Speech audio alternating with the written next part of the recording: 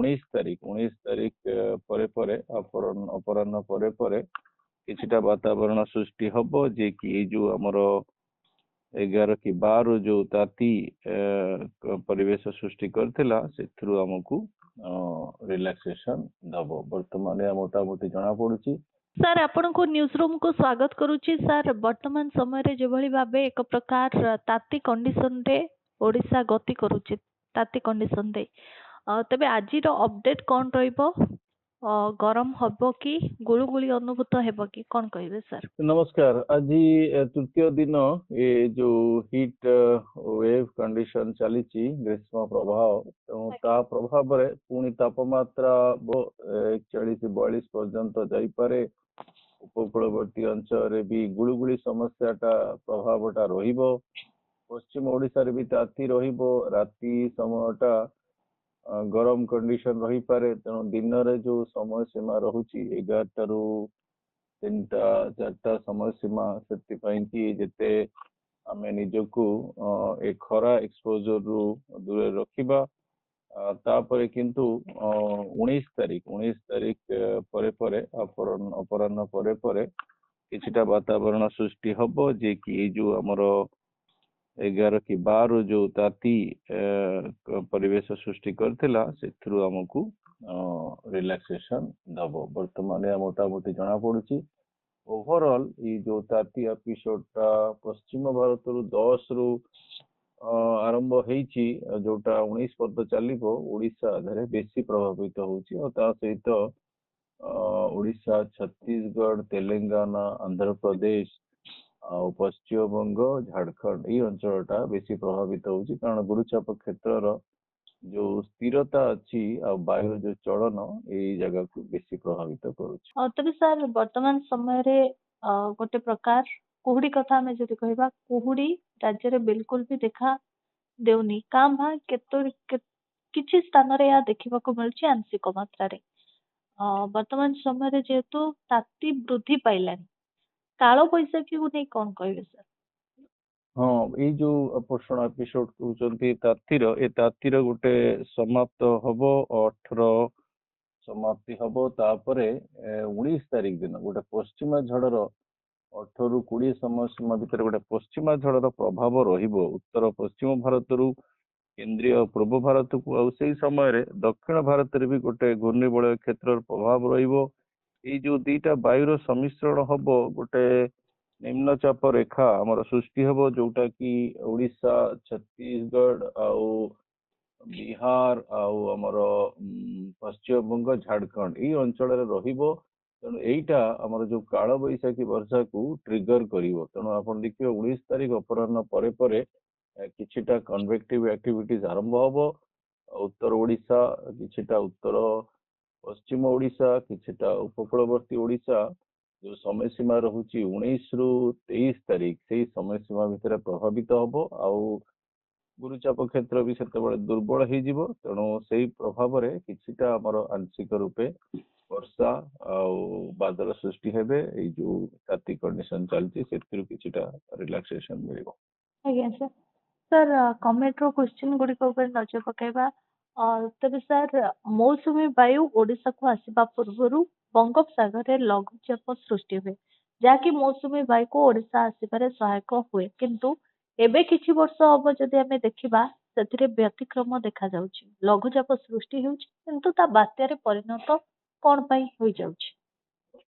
प्रथमत कथा कहना चाहूँ जे मौसुमी समय बात्या सृष्टि हुए बहुत रेयर बात्या सृष्टि हुए 2024 गोटे स्थल भाग जल भाग गुजरात अंचल बात्या सृष्टि होता आसना करी लघुचाप घूर्णिबलय क्षेत्र अवपात गभीर अवपात ये सब जो जलधारण क्षमता मानसून सिस्टम बंगोपसागर सृष्टि हुए जो वायुटा आमर दक्षिण पश्चिम उत्तर पूर्व को जाए से वायु को टिके संगठित करिकी स्थल भाग को आने सेटा ही हमर वर्षार प्रभाव देई थाए। तेणु से जो संगठन प्रक्रिया वर्तमान मोटामोटी लगुच जून मासरे एते प्रभाव रहुनी।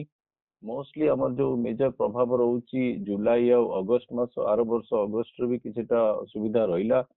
ये वर्ष को वर्ष चेंजेस हुए तेणु लघुचाप वर्षा हमर 50% भाग मानसून वर्षा को देई थाए। ତେଣୁ ତାର ସଂଗଠିତ ହବା ବହୁତ ଜରୁରୀ। କିନ୍ତୁ ବର୍ଷକୁ ବର୍ଷ କୋଉ ମାସ ଅଧିକା ହବ କୋଉ ମାସ କମ ହବ, କିନ୍ତୁ ଏଇଟା ହେଇଥାଏ। ଆଜ୍ଞା। ସୌମ୍ୟଙ୍କର ଆଉ କିଛି କ୍ୱେଶ୍ଚିନ୍ ମଧ୍ୟ ରହିଛି ସାର୍, ଯେମିତି କି ଓଡିଶାର ବାଲିଅନ୍ତା ହଉ ବା କେନ୍ଦ୍ରାପଡା ଭଳି ଉପକୂଳ ଜିଲ୍ଲାରେ ବେଳେ ବେଳେ ହଠାତ୍ ହାତୀ ଶୁଣ୍ଡି ପରି ଘୂର୍ଣ୍ଣିଝଡ କଣ ପାଇଁ ଦେଖାଯାଏ, ଯାହାକି ବେଳେ ବେଳେ ବହୁତ ଭୟଙ୍କର ରୂପ ମଧ୍ୟ ଧାରଣ କରେ। ହଁ, ସେ ଯୋଉ ଆପଣ କହୁଛନ୍ତି ହାତୀ ଶୁଣ୍ଡ ଭଳିଆ ଘୂର୍ଣ୍ଣିଝଡ଼, ସେଟାକୁ ଆପଣ ବୋଧେ ଫନେଲ କ୍ଲାଉଡ, ଆମର ଯୋଉଟା ଟର୍ନାଡୋ ଆମେ ଯୋଉଟା କହୁଛୁ, ସେ ଟର୍ନାଡୋ ସୃଷ୍ଟି ହୁଏ ବେଳେ ବେଳେ, କାଳ ବୈଶାଖୀ ସମୟରେ ବି ସେ ବେଳେ ବେଳେ ସୃଷ୍ଟି ହେଇଯାଏ। କିନ୍ତୁ ସେଇଟା ଡିଟେକ୍ଟ କରିବା ବହୁତ କଷ୍ଟ। ସୁପର ସେଲ୍ ଯୋଉଟା ବହୁତ ଅତ୍ୟଧିକ କନଭେକ୍ଟିଭ ଯୋଉ ବାଦଲରେ ଥାଏ, ସେଥିରୁ ବେଳେ ବେଳେ ଏଇ ଫନେଲ କ୍ଲାଉଡ ବାହାରିକି ଟର୍ନାଡୋ ସୃଷ୍ଟି କରେ, ଆଉ ଅଳ୍ପ ସମୟରେ ବହୁତ କ୍ଷୟକ୍ଷତି କରିଥାଏ, ଆଉ ବହୁତ କମ ଜାଗାରେ ବି କ୍ଷୟକ୍ଷତି କରିଥାଏ। କିନ୍ତୁ ତାର ଯୋଉ ପବନର ପ୍ରଭାବ ବେଳେ ବେଳେ 200 କିଲୋମିଟର ମଧ୍ୟ ଚାଲି ଯାଇପାରେ। ସେଇ ଆସ୍ପେକ୍ଟ ଆପଣ କହୁଛନ୍ତି ଯେ ଫନେଲ କ୍ଲାଉଡ ର ପ୍ରେଜେନ୍ସ ଟା ଆମର ବାୟୁମଣ୍ଡଳରୁ ସ୍ଥଳ ଭାଗକୁ ଟଚ୍ ଡାଉନ କରିଥାଏ, ଆଉ ସେଇଟା ଟର୍ନାଡୋର ଆଖ୍ୟା ଦିଆଯାଇଥାଏ। ଏବେ କିଛି ବର୍ଷ ହେବ ଲଘୁଚାପ ଅଧିକ ସକ୍ରିୟ କଣ ପାଇଁ ହୋଇପାରୁନି, ଏଥିପାଇଁ କେଉଁ କାରକ ସବୁ ଦାୟୀ? ହଁ, ଲଘୁଚାପ ଯୋଉ ବଙ୍ଗୋପସାଗର ସୃଷ୍ଟି ହୁଏ, ତାର କିଛିଟା ସ୍ଥାନୀୟ କାରଣ ଥାଏ। ବଙ୍ଗୋପସାଗର ପରିସ୍ଥିତି କେମିତି ଅଛି, ମନସୁନ ବାୟୁର ପରିସ୍ଥିତି କେମିତି ଅଛି, ତାପରେ କିଛିଟା ଲାର୍ଜ ସ୍କେଲ କଣ୍ଡିସନ, ଯେମିତି ଆମେ କହୁ MJO ର କଣ ଅଛି, ଆଉ ବିଭିନ୍ନ ବାୟୁମଣ୍ଡଳ ତରଙ୍ଗ, କେଲଭିନ ୱେଭ, ରସବି ୱେଭ, ସେ ସବୁ ଅଛି। ତା ସହିତ ପ୍ରଶାନ୍ତ ମହାସାଗରର କଣ ସେଠି ଯୋଉ ଲାନିନା ଏଲିନୋ କଣ୍ଡିସନ ଚାଲିଛି। ବହୁତ ଗୁଡା କାରକ ମାନେ ଅଛନ୍ତି ଯୋଉମାନେ ଏଇ ସବୁ ଲଘୁଚାପ ଆଉ ଅବପାତ କ୍ଷେତ୍ର ସୃଷ୍ଟି କରନ୍ତି। 2022 ରେ ବହୁତ ପରିସ୍ଥିତି ପଛକୁ ପଛ ଆମର ଥିଲା, ଲଘୁଚାପ ବନ୍ୟା ବି ସୃଷ୍ଟି କରିଥିଲା। ତେଣୁ ଗୋଟେ କାରକକୁ ତ ଆମେ ଜେନେରିକ କରିପାରିବାନି, କିନ୍ତୁ କିଛିଟା ସଂଗଠନ ପ୍ରକ୍ରିୟା ଜଲ୍ଦି ବି ହଉଛି, କିଛିଟା ଡେରି ବି ହଉଛି। ତାର କିଛି ସେମିତି ଜେନେରିକ କରି କହିହବନି। କିନ୍ତୁ ଲଘୁଚାପ କ୍ଷେତ୍ର ଆଉ ଅବପାତ ଆମର ମନସୁନର ଜୁଲାଇ ଆଉ ଅଗଷ୍ଟ ମାସରେ, ସେଇଟା ହିଁ ସେଇ ମାସରେ ହେଇଥାଏ, ସେଇ ଦିଟା ମାସରେ, ଯୋଉଟା କି ବେଶୀ ବର୍ଷାର ପ୍ରଭାବ ଆମର ସ୍ଥଳ ଭାଗରେ କରିଥାଏ, କେନ୍ଦ୍ରୀୟ ଭାରତ ଆଉ ପୂର୍ବ ଭାରତରେ। ଆଜ୍ଞା ସାର୍। ସାର୍, ଯେତେବେଳେ ବଜ୍ରପାତ ହୋଇଥାଏ ସେଇ ସମୟରେ ବଡ ବଡ ଗଛ ସବୁ, ଯେମିତି କି ତାଳ ଗଛ ହେଉ ବା ନଡିଆ ଗଛ, ଏ ସବୁ ଗଛକୁ ଅଧିକ ପ୍ରଭାବିତ କରେ ବଜ୍ରପାତ, କଣ ପାଇଁ ସାର୍? ହଁ, ଯୋଉ ବଜ୍ରପାତ ଆପଣ ଯୋଉ ପ୍ରକ୍ରିୟା କୁହନ୍ତି, ବଜ୍ରପାତ କଣ କି ବାଦଲ ଆଉ ସ୍ଥଳ ଭାଗ, ଆମେ ତାକୁ କହୁଛୁ କ୍ଲାଉଡ ଟୁ ଗ୍ରାଉଣ୍ଡ ଲାଇଟନିଂ। ଗୋଟେ ହଉ ବାଦଲ ଭିତରେ ଲାଇଟିଂ ପ୍ରୋସେସ ହେଇଥାଏ, ଯୋଉଟା କି କ୍ଷତିକାରକ ନଥାଏ। କିନ୍ତୁ ଯୋଉ ବାଦଲ ଆଉ ସ୍ଥଳ ଭାଗ, କ୍ଲାଉଡ ଟୁ ଗ୍ରାଉଣ୍ଡ ଲାଇଟିଂ ଟା ବହୁତ ଡେଞ୍ଜରସ ଥାଏ, ବହୁତ ଜଟିଳ ତାର ପ୍ରକ୍ରିୟା। କିନ୍ତୁ ମୋଟାମୋଟି ଆପଣଙ୍କର ଗୋଟେ ଚାର୍ଜ କନେକ୍ଟିଭିଟି ରୁହେ। ଯେମିତି ପୃଥିବୀଟା ହଉଛି ପଜିଟିଭ ଚାର୍ଜ, ଆଉ ଆମର ବାଦଲର ଯୋଉ କଣ୍ଡିସନ ଅଛି ସେ ନେଗେଟିଭଲି ଚାର୍ଜ। ସେଇ ଯୋଉ ଦିଟା ଚାର୍ଜ ର ଯୋଉ କନେକ୍ଟିଭିଟି ଟା ଯୋଉ ସ୍ଥଳ ଭାଗରେ କୋଉ ଉଚ୍ଚା ଜାଗାରେ ଯୋଉ ଯାହା ବି ଷ୍ଟ୍ରକ୍ଚର ଥିବ, ସେ ସେଇଟାକୁ ଟଚ୍ କରେ। ତେଣୁ ଉଚ୍ଚା ଷ୍ଟ୍ରକ୍ଚରରେ ଆପଣଙ୍କର ବିଲ୍ଡିଂ ଆସିପାରେ, ଯଦି କିଛି ନାହିଁ ଆପଣଙ୍କର ହ୍ୟୁମାନ ବଡି ବି ଆସିପାରେ, ନହେଲେ ଆପଣଙ୍କର ଯଦି ଉଚ୍ଚା ଗଛ ଥିବ, ତାଳ ଗଛ କି ନଡିଆ ଗଛ, ତାହେଲେ ସେଇ ଚାର୍ଜ ଟା ସେଇ ବାଟେ ପାସ୍ କରିଯାଏ, ଯୋଉଟା ବାଦଲରୁ ସ୍ଥଳ ଭାଗକୁ। ତେଣୁ ସେଇଥିପାଇଁ ତାଳ ଗଛ ବହୁତ ଗୋଟେ ପ୍ରକାର ଆମର ଲାଇଟନିଂ ଆରେଷ୍ଟର ଭାବରେ କାମ କରିଥାଏ, ଯୋଉଥି କି ଆପଣଙ୍କର ଯୋଉ ଜନଜୀବନ କ୍ଷୟକ୍ଷତି ହେଇପାରେନି। ତେଣୁ ସେଇ ତାଳ ଗଛ ଆଉ ନଡିଆ ଗଛ ଉଚ୍ଚା ଲଗେଇଲେ ଆମେ ସେଥିରୁ ବି ବହୁତ ମାତ୍ରାରେ ଆମର ସେ ଯୋଉ ଜନଜୀବନ ହାନି ହଉଛି, ତାକୁ ବି ଆମେ ସୁରକ୍ଷିତ କରିପାରିବା। ସାର୍, ବିଗତ ଦିନରେ ଶକ୍ତିଶାଳୀ କାଳବୈଶାଖୀ ଉତ୍ତର ମୟୂରଭଞ୍ଜ ଅଞ୍ଚଳରୁ ଉତ୍ପତ୍ତି ହୋଇ ତା ଦକ୍ଷିଣ ଚିଲିକା ପର୍ଯ୍ୟନ୍ତ କାୟା ବିସ୍ତାର କରି ଚାଲୁଥିଲା ବା ଜାରି ରହୁଥିଲା, କିନ୍ତୁ ତା କାଳକ୍ରମେ ଦେଖିବାକୁ ମିଳିଥିଲା ଯେ ଏହା ଅପସରି ଗଲାଣି। ଆଗକୁ ଆମେ କଣ ଏଭଳି ଶକ୍ତିଶାଳୀ କାଳବୈଶାଖୀ ଦେଖିବା ନା ନାହିଁ, କଣ କହିବେ ସାର୍? କାଳବୈଶାଖୀ ଗୋଟେ ଆମ ପ୍ରୋସେସ, ଯୋଉ ପ୍ରକ୍ରିୟା ଆମର ବହୁତ ଦରକାର। ଆପଣଙ୍କର ଗରମ ଦିନରେ ଅପରାହ୍ନ ସମୟରେ କାଳବୈଶାଖୀ ହେଇଗଲେ ତାପମାତ୍ରା ଟା ନିୟନ୍ତ୍ରଣରେ ରହେ। କିନ୍ତୁ 2024 ଆପଣ ଯଦି ଗୋଟେ ଇମିଡିଏଟ ଲାଷ୍ଟ ଇୟର ନେବେ, ଆମ କାଳବୈଶାଖୀ ରହିଲାନି। କାଳବୈଶାଖୀର ବି କିଛିଟା ସ୍ଥାନୀୟ କାରଣ ରହୁଛି, କିଛିଟା ଲାର୍ଜ ସ୍କେଲ କାରଣ ରହୁଛି। ଆପଣ ଯଦି ଏଇ ଯୋଉ ଆସୁଛି ସମୟ ସୀମା 19 ତାରିଖରୁ 23 ତାରିଖ, ଆପଣ ଟିକେ ଯଦି ବିଶ୍ଳେଷଣ କରିବେ, ଗୋଟେ ପଶ୍ଚିମା ଝଡର ପ୍ରଭାବ ରହୁଛି। ଅଲରେଡି ବର୍ତ୍ତମାନ ସ୍ଥଳ ଭାଗଟା 13 ତାରିଖରୁ ଉତ୍ତପ୍ତ ହେଇଗଲାଣି। ଟିକେ ଆର୍ଦ୍ରତାପୂର୍ଣ୍ଣ ବାୟୁ ଦକ୍ଷିଣ ଭାରତରୁ ବି ଆସିବ। ଏଇ ସବୁ କଣ୍ଡିସନ ଆପଣଙ୍କର ସୁହାଇବ କାଳବୈଶାଖୀ କରିବା ପାଇଁ।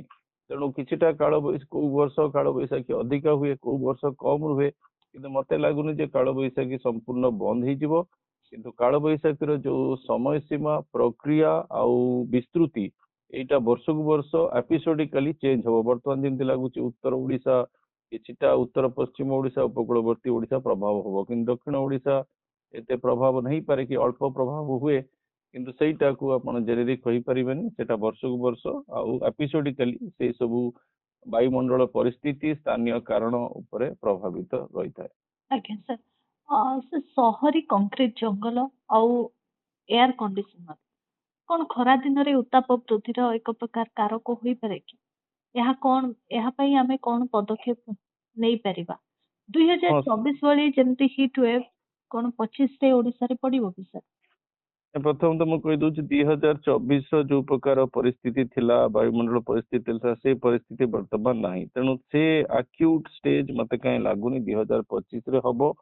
କିନ୍ତୁ ଆପଣ ଯୋଉ କହିଲେ ସହରୀକରଣ, ଏୟାର କଣ୍ଡିସନ, ସହରୀକରଣ ଗୋଟେ ପ୍ରକାର ପ୍ରଭାବ ଦିଏ। ଆମେ ତାକୁ କହୁଛେ ଅର୍ବାନ ହିଟ୍ ଆଇଲାଣ୍ଡ, ଯୋଉଟା କି ପର୍ଟିକୁଲାରଲି ଅର୍ବାନ ଏରିଆରେ ବହୁତ ପ୍ରକାର ଗୋଟେ ଉତ୍ତାପ ସୃଷ୍ଟି କରେ। ଆଉ କଂକ୍ରିଟ ଜଙ୍ଗଲ ହେଲେ ଆପଣଙ୍କର ମାଟି ରହିଲାନି, ମାଟି ନ ରହିଲେ ଯୋଉ ସୂର୍ଯ୍ୟଙ୍କ କିରଣ ସେ ବେଶୀ ଯୋଉ ଆପଣଙ୍କ ନିକଟସ୍ଥ ଯୋଉ ବାୟୁମଣ୍ଡଳକୁ ପ୍ରଭାବିତ କରିବ, ଆପଣ ତାପମାତ୍ରା ବଢେଇ ଦବ। ଆଉ ଆପଣ ତାକୁ ନିରାକରଣ କେମିତି କରିବେ? ଆପଣ ଯୋଉ କନଷ୍ଟ୍ରକ୍ସନ କରୁଛନ୍ତି ସେ ମ୍ୟାଟେରିଆଲ କୁ ଆପଣଙ୍କୁ ଇମ୍ପ୍ରୁଭ କରିବାକୁ ପଡିବ, ଯୋଉଟା କି ବେଶୀ ଆବଜର୍ଭ ଯେମିତି କରିବ। ତାପରେ ଆଉ ଗୋଟେ ଜିନିଷ ହେଲା ଯେ ଆପଣଙ୍କୁ ବହୁତ ମାତ୍ରାରେ ୱାଟର ବଡିଜ, ପାଣି ୱାଟର ବଡିଜ ରଖିଲେ ଆପଣଙ୍କ ତାପମାତ୍ରା ବି ବହୁତ ମାତ୍ରାରେ କଣ୍ଟ୍ରୋଲ ହେଇଯିବ। ନଦୀ ମ୍ୟାନେଜମେଣ୍ଟ, ରିଭର ମ୍ୟାନେଜମେଣ୍ଟ ହଉଛି ବହୁତ ବଡ ଆସ୍ପେକ୍ଟ ଆ ଦେହରେ। କାରଣ ଆପଣ ଯଦି ନଦୀ ବାଲି ଏକ୍ସପୋଜ ହେଲା ସନରାଇଜ କୁ, ସେ ବେଶୀ ତାପମାତ୍ରା ସୃଷ୍ଟି କରିବ। ଆଉ ତା ସହିତ ଆପଣଙ୍କର ମ୍ୟାସିଭ ସ୍କେଲରେ ଅର୍ବାନ ଫରେଷ୍ଟ୍ରେସନ, ମାନେ ବୃକ୍ଷରୋପଣ, ଆପଣ ଯଦି ବୃକ୍ଷରୋପଣ କରିବେ ତା ଦେହରେ ବି କିଛିଟା ଆପଣଙ୍କର ଏଇ ପରିସ୍ଥିତି ଲାଘବ ହବ। କିନ୍ତୁ ଆପଣଙ୍କୁ ବହୁତ ପ୍ଲାନିଂ ଅନୁସାରେ ଆପଣଙ୍କର ସହରୀକରଣ କରିବାକୁ ପଡିବ। କାରଣ ଆମେ ବି ଗୋଟେ ବାତ୍ୟା ପ୍ରବଣ ରାଜ୍ୟ, ତେଣୁ ଖାଲି ବଡ ବଡ ଗଛ ଲଗେଇଦେଲେ ବି ସେ ଆହୁରି ପ୍ରୋବ୍ଲେମ ସୃଷ୍ଟି କରିବ ବାତ୍ୟା ସମୟରେ। ତେଣୁ ଅର୍ବାନ ଫରେଷ୍ଟ୍ରି ଗୋଟେ solution, water bodies, river management, ଆଉ ଆପଣ ଯୋଉ ପ୍ରକାର କନଷ୍ଟ୍ରକ୍ସନ ମ୍ୟାଟେରିଆଲ ୟୁଜ କରୁଛନ୍ତି, ଆଉ ଏନର୍ଜି ସେଭିଂ କରିବେ। ଗୁଡାଏ ବର୍ତ୍ତମାନ ଟେକ୍ନୋଲୋଜି ବାହାରିଲାଣି ଯେ ବିନା ଏସି ରେ ବି ଥଣ୍ଡା ରହିପାରୁଛି, ସେଇଭଳିଆ ଟେକ୍ନୋଲୋଜି ବି ଦରକାର। ବିଭିନ୍ନ ଦିଗ ରହୁଛି। ତେବେ ସାର୍, ଆଜିକାଲିର ଯଦି ଯୁବପିଢି ମାନଙ୍କ କଥା ଆମେ କହିବା, ସେମାନେ ସମସ୍ତେ ବାତ୍ୟାକୁ ଭାରି ପସନ୍ଦ କରୁଛନ୍ତି ଆଉ ମଧ୍ୟ ଜାଣିବା ପାଇଁ ଚେଷ୍ଟା କରୁଛନ୍ତି ଯେ ବାତ୍ୟା କେବେ ହବ, କେଉଁଠି ହବ ଏବଂ କେଉଁଠି ମାଡ଼ ହେବ, ଏଭଳି ଅନେକ ପ୍ରଶ୍ନ ମଧ୍ୟ ସେମାନେ ପଚାରୁଛନ୍ତି। କିନ୍ତୁ ବାତ୍ୟା କଣ ଗୋଟେ ସାଧାରଣ ପ୍ରକ୍ରିୟା କି? କଣ କହିବେ ସାର୍ ଏଇ ବିଷୟରେ? ହଁ, ଏଇଟା ବହୁତ ଏନକରେଜିଂ ଯେ ୟଙ୍ଗ ଜେନେରେସନ ଏସବୁ ଜିନିଷ ଜାଣିବାକୁ ଚାହୁଁଛନ୍ତି। ସେଇଟା ହିଁ ଗୋଟେ ପ୍ରକାର ଆପଣଙ୍କର ବିଜ୍ଞାନର ଯୋଉ କ୍ୟୁରିଓସିଟି ଅଫ ମାଇଣ୍ଡ, ସେଇଟା ହିଁ ଆପଣ ଜାଗ୍ରତ କରିବା ଦରକାର। ବାତ୍ୟା ହବା ଦରକାର ନାହିଁ, କାରଣ ବାତ୍ୟା କୌଣସି ଭଲ ଜିନିଷ ନୁହେଁ। କାରଣ ବାତ୍ୟା ହେଲେ ଆପଣଙ୍କର ବହୁତ ପ୍ରକାର ପରିସ୍ଥିତି ସୃଷ୍ଟି ହୁଏ, ଯୋଉଟା କି ଆମର ସାଧାରଣ ଲୋକ ତା ଦେହରେ ପ୍ରଭାବିତ ହୁଅନ୍ତି। କିନ୍ତୁ ବୈଜ୍ଞାନିକ ଦୃଷ୍ଟିକୋଣରୁ ଆପଣଙ୍କର ସେ ସବୁ ଜାଣିବା ବହୁତ ମାନେ ନୂଆ ଆସ୍ପେକ୍ଟ ଦବ ଆପଣଙ୍କର। କିନ୍ତୁ ବର୍ତ୍ତମାନ ଯଦି ଆପଣ ବାତ୍ୟାକୁ ନେବେ, ପ୍ରତି ବାତ୍ୟା ଗୋଟେ ଲାଇକ୍ ଏ ହ୍ୟୁମାନ ବିଙ୍ଗ, ମାନେ ତାର ନିଜର ଗୋଟେ ପରିସ୍ଥିତି ରହିବ, ସେଥିରେ ସେ ଗ୍ରୋ କରିବ, ତାପରେ ମ୍ୟାଚୁଅର ହବ, ଇଣ୍ଟେନ୍ସିଫାଇ ହବ, ଘନୀଭୂତ ହବ କି ହବନି। ତେଣୁ ସେଇଟାକୁ ଜେନେରିକ ୱେରେ କହିହବନି। ତେଣୁ ଗୋଟେ ଗୋଟେ ଅଞ୍ଚଳରେ ବାତ୍ୟା ବେଶୀ ହୁଏ, ଆଉ ଗୋଟେ ଗୋଟେ ଋତୁରେ ବେଶୀ ବାତ୍ୟା ହୁଏ। ଆପଣ ଯଦି ଦେଖିବେ ପୃଥିବୀର ଭୌଗୋଳିକ ପରିସ୍ଥିତି, ଉତ୍ତର ପଶ୍ଚିମ ପ୍ରଶାନ୍ତ ମହାସାଗରରେ ବହୁତ ସମୟ ବାତ୍ୟା ହୁଏ, ବହୁତ ଇଣ୍ଟେନ୍ସ ବାତ୍ୟା ହୁଏ। କିନ୍ତୁ ଆମର ଯଦି ଆପଣ ଆମର ଉତ୍ତର ଭାରତ ମହାସାଗର, ନର୍ଥ ଇଣ୍ଡିଆନ ଓସନ ଦେଖିବେ, ଆମର ଗୋଟେ ବାତ୍ୟା ସିଜନ ଥାଏ ମେ ଆଉ ଜୁନ, ଆଉ ନହେଲେ ଅକ୍ଟୋବର ଆଉ ନଭେମ୍ବର। ତେଣୁ ଏ ବର୍ଷ ଦେଖିବା 2019ରୁ ପ୍ରତିବର୍ଷ ଖରାଦିନିଆ ଗୋଟେ ବାତ୍ୟା ଆସୁଛି। ଏ ବର୍ଷ ଦେଖିବା କଣ ହଉଛି, କିନ୍ତୁ କ୍ୟୁରିଓସିଟି ରହିବା ଦରକାର। ଆପଣ ପାରାମିଟର ସବୁ ଜାଣିବା ଦରକାର, କୋଉ ପାରାମିଟର କଣ ଇଣ୍ଡିକେଟ କରିବ ଆପଣଙ୍କର ବାତ୍ୟା ସୃଷ୍ଟି ହବ କି ନହବ। ତେବେ ସାର୍ ବର୍ତ୍ତମାନ ସମୟରେ ଆଉ ଯେତିକି ବି କ୍ୱେଶ୍ଚିନ୍ ଅଛି ଆମେ ସଂକ୍ଷେପରେ ଜାଣିନବା। ତେବେ ସାର୍ ଉପକୂଳ ଓଡ଼ିଶାରେ ଗୁଳୁଗୁଳି ଏବଂ ପଶ୍ଚିମ ଓଡ଼ିଶାରେ ଖରା ଦିନ କଥା ଆମେ ଯଦି କହିବା ଅଧିକ ଗୁଳୁଗୁଳି ହୁଏ ନାହିଁ କ'ଣ ପାଇଁ? ଏବଂ ଗୁଳୁଗୁଳି ମଣିଷ ସମାଜ ପାଇଁ କଷ୍ଟଦାୟକ ପ୍ରାକୃତିକ ଜଳବାୟୁ କି? ହଁ, ଗୁଳୁଗୁଳି ସମସ୍ୟା ଗୋଟେ ବହୁତ ବିପଦଜନକ ସମସ୍ୟା। ପଶ୍ଚିମ ଓଡିଶାରେ ଆମେ ଯଦି ଦେଖୁଛ, ଆମର ଯୋଉ ତାପମାତ୍ରା ଆପଣ କହୁଛନ୍ତି 41-42, ସେଠି ଆର୍ଦ୍ରତା ବେଶୀ ନାହିଁ, ମାନେ ମଏଶ୍ଚର ବେଶୀ ନାହିଁ, ଆପଣଙ୍କୁ ସେଟା ଡ୍ରାଇ ହିଟ୍ ଫିଲ୍ ହବ। କିନ୍ତୁ ଆପଣ ଯଦି ଉପକୂଳବର୍ତ୍ତୀ ଓଡିଶାରେ 38-39 ଦେଖୁଛନ୍ତି, ତା ଦେହରେ ଯଦି ମଏଶ୍ଚର ଆପଣ ଆର୍ଦ୍ରତା ଯଦି 40% ବି 50% ବି ଆଡ୍ କରିଦେବେ, ସେଟା ଆପଣଙ୍କୁ 44-43 ଭଳିଆ ଫିଲ୍ ହବ, ଯୋଉଟା ଆମେ ବର୍ତ୍ତମାନ ଫିଲ୍ କରୁଛୁ। ତେଣୁ ଆର୍ଦ୍ରତା ପୂର୍ଣ୍ଣ ବାୟୁ ସହିତ ହିଟ୍ ଟା, ସେଟା ଆମେ କହୁଛୁ ହିଟ୍ ଇଣ୍ଡେକ୍ସ, ତେଣୁ ସେଇଟା ବହୁତ ଡେଞ୍ଜରସ୍। ତେଣୁ ଆମକୁ ଧୀରେ ଧୀରେ ଆ ଉପରେ ବି ଟିକେ ଅନୁଧ୍ୟାନ କରିବାକୁ ପଡିବ ଯେ କୋଉ କୋଉ ଅଞ୍ଚଳରେ, କାରଣ ସେଇଟା ପୁଣି ସେକ୍ଟର ସ୍ପେସିଫିକ, ପପୁଲେସନ ସ୍ପେସିଫିକ ହବ। ଆପଣ ଯୋଉ କହୁଛନ୍ତି ଆର୍ଦ୍ରତା ପୂର୍ଣ୍ଣ ବାୟୁ ସହିତ ହିଟ୍ ମିଶିଯିବ, ୟଙ୍ଗ ଜେନେରେସନ କୁ କେତେ ପ୍ରଭାବିତ କରିବ, ଟିକେ ଓଲ୍ଡ ଅଛନ୍ତି ସେ କେମିତି ପ୍ରଭାବିତ ହେବେ, ପେସେଣ୍ଟ କେମିତି ପ୍ରଭାବିତ ହେଇପାରନ୍ତି, କି ଆମର ଯୋଉ ଆଉଟସାଇଡ ୱାର୍କର କେମିତି ପ୍ରଭାବିତ ହଉଛନ୍ତି, ସେଥିରେ ବି ବହୁତ କାମ କରିବାର ଅଛି। କିନ୍ତୁ ଆର୍ଦ୍ରତା ଥିଲେ ହିଟ୍ ଟା ବେଶୀ ଫିଲ୍ ହୁଏ, ଯୋଉଟା ଉପକୂଳବର୍ତ୍ତୀ ଅଞ୍ଚଳରେ ଆମେ ତାକୁ ଗୁଳୁଗୁଳି ସମସ୍ୟା କହୁ। ଆପଣ ଯଦି ବାହାରେ ଏକ୍ସପୋଜର ରହିବେ ଏଇ ସମୟରେ, ସେଇଟା ଆପଣଙ୍କର ଲାଇଫ ଥ୍ରେଟନିଂ ମଧ୍ୟ ହେଇପାରେ। ଆଜ୍ଞା ସାର୍।